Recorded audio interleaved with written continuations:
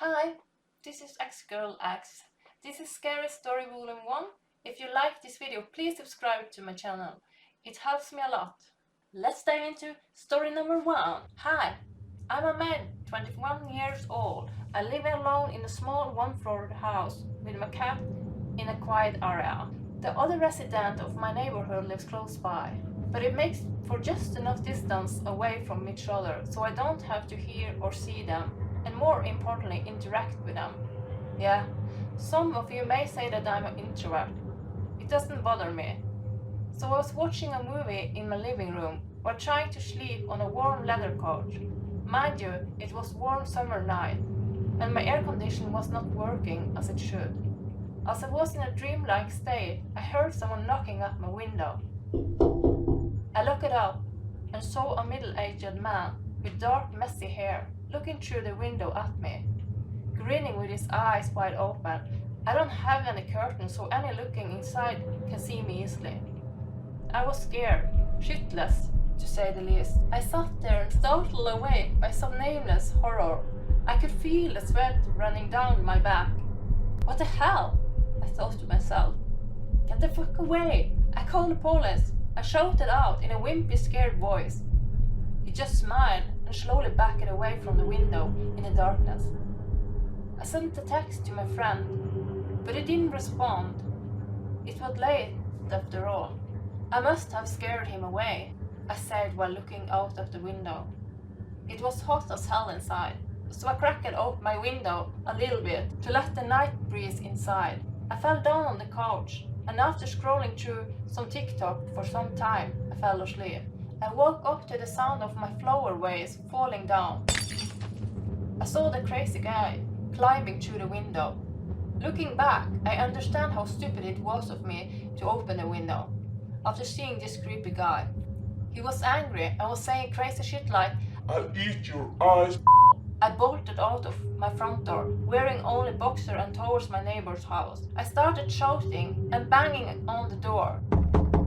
They let me in. By the way, it was a nice old couple who were scared to death by my shouting, which to this day makes me cringe when I look them in the eyes. I've explained the situation and they called the police. Police came much later and they didn't find anyone. Some food and some other items were missing, but nothing critical.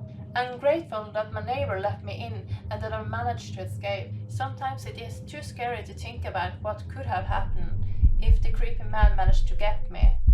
Story 2. I am a 24-year-old guy. I had just came home from a night shift at my local gas station. I work at the closing shift, so we usually got home around midnight. I shared an apartment with my roommate, Tommy. We weren't in the best of the neighborhoods, but it just felt lucky to have a place to live that wasn't my parents' house. I threw my jacket on the coat rack next to the front door and walked into the kitchen to rummage through the fridge for something to eat.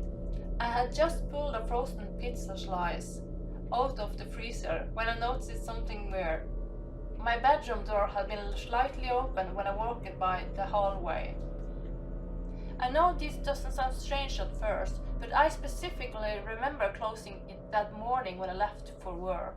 I like my privacy, so I always remember to shut my door when I leave for the day. I stepped back into the living room and looked down the hall. "Hello," I called. There was just dead silence. Not wanting to let the fear get the better of me, I walked across the living room and flicked on the hallway light switch. "Tommy, is that you?" I asked. He had always been a bit of an odd guy, so I couldn't help but to think that maybe he was trying to play some sort of weird prank on me. When I finally got to the bedroom door, I gently pushed it open. The light from the hallway illuminated a large portion of the room. I looked around, definitely feeling the creepy vibes.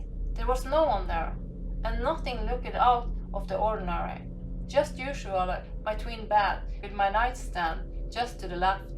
I closed the door shut and walked back into the kitchen. I popped my dinner into the microwave and pressed the start button. While that was cooking, I turned to the television, ready to put on a movie to watch and relax. Suddenly I heard a muffled thump coming from down the hall.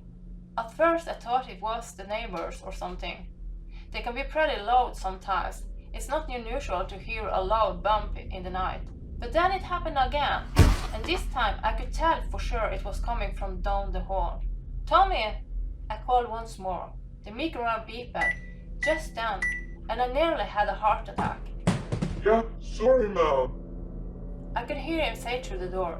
I'll admit I felt a little better, knowing that Tommy was home. I walked back into the kitchen to get my food, and that's when my phone vibrated in my pocket.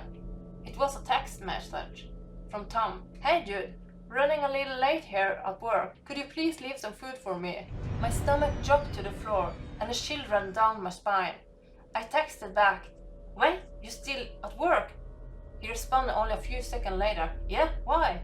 At that moment, there was another noise from the hall, and I looked up. The silhouette of a white man was standing there, holding what appeared to be a hammer. I turned and ran towards the front door, hearing the loud squeak of a man flip-flops behind me. He wasn't running. Instead, it sounded like he was slowly walking, heavy breathing, taking his time. I didn't stop to look back. I ran down the staircase and out into the parking lot where I called the cops. The cops showed up a few hours later. They went upstairs and searched my apartment, but they said they didn't find anyone. As they were searching the apartment, the cops found a note left on the kitchen table, held under a pink dirty shoe. On that note, only one word was written: "I want you." Story 3. I'm a 21-year-old guy, and I have a crazy story to tell you. It happened almost 3 years ago.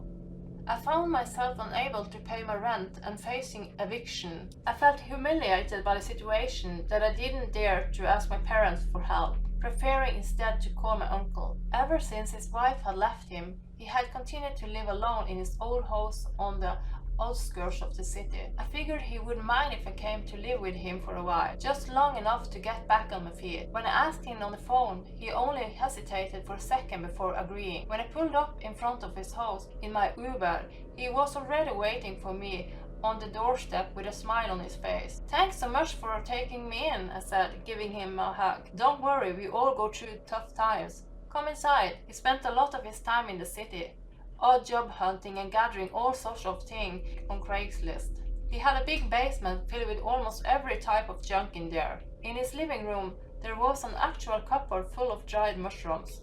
"Don't worry, there's no harm in it. I keep this for my homies when they come to hang out and chill. Some could even make you see space for hours." He laughed. I moved into the guest room, and for the next few days everything went smoothly. One day, in the late afternoon, the power went down. He told me that the city is doing repairs and this happens a lot, but the power usually came back after 30 minutes at the most. I got up from the sofa and started wandering around the house. My uncle had left for the afternoon, so I was on my own. When I got upstairs, I saw a trapdoor on the ceiling that I never noticed before. I remember that during one of our discussions, he told me that he still had lots of DVDs up there. When I asked him if we could look through them, he said that I can go and rummage through them since he only watched Netflix now. I stared at the trapdoor. I've been living there for a while, and I felt a bit like home. Even though he partied too hard with his friends and the smell of weed was hard to take, I didn't feel like I was overstepping, or if I was, he wouldn't mind so much. I climbed up the ladder to the attic. It was full of dust and made me sneeze. I climbed the flimsy wooden stairs. The place was plunged into darkness, and not knowing where the light was, I used the flashlight on my phone. I looked through the big collection of DVDs and VHS tapes, and I was surprised to see a lot of them in perfect condition. I am a filmmaker, so it was a hobby of mine. There was also an old TV set in the front, resting on a piece of furniture. I opened the cabinet and shone the light inside.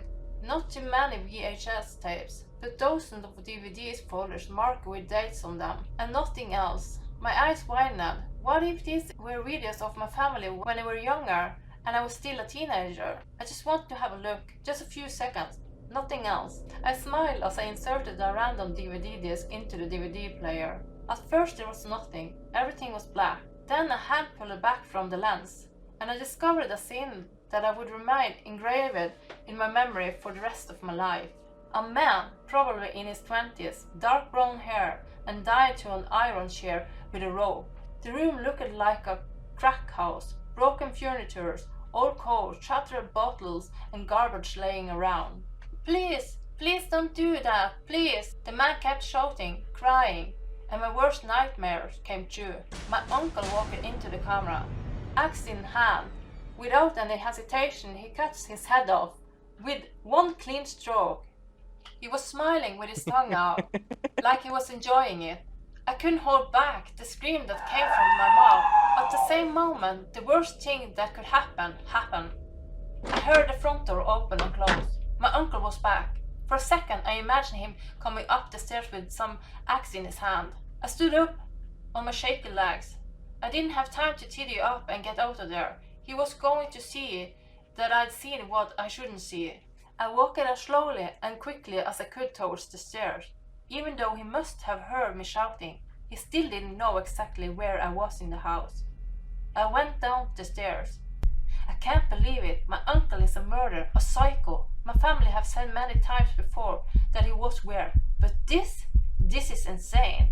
I tried to think of my options, but it was already too late. He just arrived upstairs. No words were necessary. He simply looked at the open attic hatch, and the look in my eyes to understand that I had seen what I should never have seen. I rushed into the first room on my right, then the front door. He was in pursuit. I ran to the house nearby. There were people there. When my uncle saw other people with me, he screamed angrily and just walked back to the house. I tried to frantically explain what happened to me. People there was in disbelief, and one of the women called the police. Police came, and my uncle was arrested. When trying to resist the arrest, I will never forget his face and the evil look that he gave me when he was in the police car. I was interviewed by the police, and my parents were called. In short, multiple victims were discovered, and they got life in prison. He even tried to get in touch with me, like that was going to happen. I live in my own place now, and that story sends shivers down my spine every time I tell it to someone.